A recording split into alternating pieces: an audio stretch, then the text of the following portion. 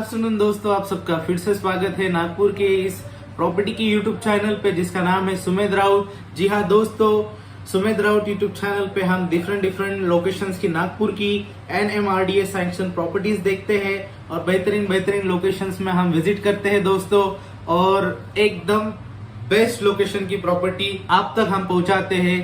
और ये प्रॉपर्टी बहुत ही बेहतरीन इसलिए होती है दोस्तों क्योंकि ये पूरी की पूरी क्लियर होती है, NMRDA सैंक्शन होती है। तो आज मेरे एक व्यूवर ने मुझे पूछा था कि सर नागपुर में मैं प्रॉपर्टी लेना चाहता हूँ बट मैं प्रॉपर्टी लूँ कहाँ पे।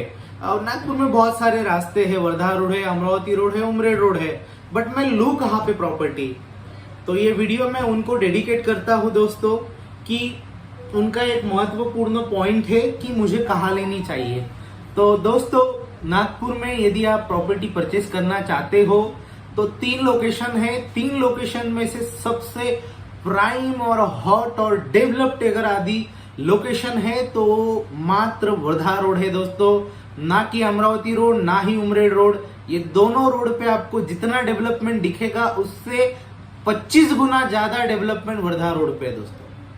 तो आप इनडायरेक्टली उसका अंदाजा लगा सकते हैं कि नागपुर में वर्धा रोड पे आपको कितना हायर एप्रिसिएशन मिलेगा यदि आप 1000 रुपए से, जी हाँ एग्जाम्पल के तौर पर मान के चलिए, यदि आप 1000 रुपए पर स्क्वायर फीट से प्रॉपर्टी खरीदते हैं तो दोस्तों 5000 होने में समय नहीं लगेगा वर्धा रोड पे। और वही आप यदि अमरावती रोड या उमरेड रोड लेते हैं तो 5000 तो भूल जाइए, आपका 1000 का 800 भी हो सकता है और 500 भी हो सकता है, क्योंकि इन एरिया में कोई डेवलपमेंट नहीं है, कोई नहीं है दोस्तों, कुछ नहीं है। अभी होगा तो बहुत अच्छा है, डेवलपमेंट होना चाहिए हर जगह पे, बट आपका ये हक है कि आप सही लोकेशन में प्रॉपर्टी परचेस करें। नागपुर में सिर्फ वर्धा रोड ही एक ऐसा लोकेशन है जहां पे आपको बेस्ट प्राइम लोकेशन की प्रॉपर्टी मिलती है। और सबसे बेस्ट प्रॉपर्टी आपको वर्धा रोड में इसलिए मिलती है क्योंकि वर्धा रोड पे NMRDA सैंक्शनिंग है, रेरा रजिस्ट्रेशन है, और साथ ही साथ आपको वहां पे RL लेटर भी मिलता है दोस्तों, साथ ही साथ NA भी करके मिलता है। ये सारा का सारा आपको प्रॉपर्टी में वहां पे मिलता है दोस्तों। और जो प्रॉपर्टी NMRDA सैंक्शन है वो प्रॉपर्टी को देखने की जरूरत है क्या? नहीं है। वो प्रॉपर्टी को इसलिए देखने की जरूरत नहीं है क्योंकि वो प्रॉपर्टी में अपने आप में सारा का सारा डेवलपमेंट आ चुका है, क्योंकि वो प्रॉपर्टी खुद एक NMRDA सैंक्शन है। अब NMRDA सैंक्शन बहुत लोगों को नहीं पता है, मैं उनके लिए एक बार फिर से बता देता हूं दोस्तों। NMRDA यानी होता है Nagpur metro regional development authority. अब ये मुंबई में भी है, मुंबई में है MMRDA, Mumbai metro regional development authority. Pune में है PMRDA, Pune metro regional development authority. जी हाँ, ये डेवलपमेंट अथॉरिटीज होती है, ये डेवलपमेंट बॉडीज होती है जो आपके सराउंडिंग एरिया में डेवलपमेंट का काम करती है। ये आपको सैंक्शनिंग देती है, आपको RL देती है, ये सारी चीजें इन्हीं डेवलपमेंट अथॉरिटी के थ्रू मार्फत आपको ये डेवलपमेंट की सारी चीजें मिलती है दोस्तों।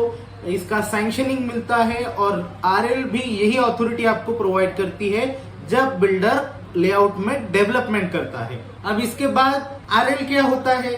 RL माने रिलीज लेटर होता है। रिलीज लेटर यानी RL के भरोसे आपको दोस्तों कोई भी नेशनलाइज्ड बैंक फाइनेंस करती है, उस पर आपको बैंक फाइनेंस होता है। और आपकी प्रॉपर्टी यदि 25 लाख की है तो उसमें 80%, 25 लाख में 80% बैंक देती है लोन और 20% आपको खुद का पैसा इन्वेस्ट करना पड़ता है दोस्तों। तो इस तरह से आप प्रॉपर्टी ले सकते हैं।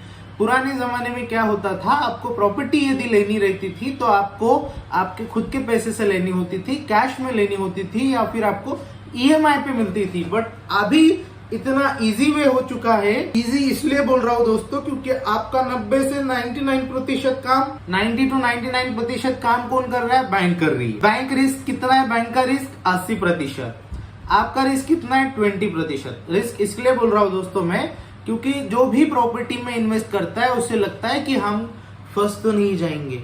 ये बहुत जायज क्वेश्चन है दोस्तों, मैं इसे नहीं ये करता। लोग इसलिए सोचते हैं क्योंकि लोगों के साथ बहुत बार अंधविश्वास हुआ है, धोखा हुआ है और लोगों को गुमराह किया गया है। बट आज आज नहीं होता है, अब ये चीजें नहीं होती है। इसलिए नहीं होती है क्योंकि रेरा रजिस्ट्रेशन है, NMRDA सैंक्शन है और प्रॉपर्टी क्लियर है, तो ये अभी आपके साथ नहीं होता है। आज आपको बस प्रॉपर्टी लेना है, उसका सैंक्शनिंग चेक करना है और बस लोन के लिए अप्लाई करना है।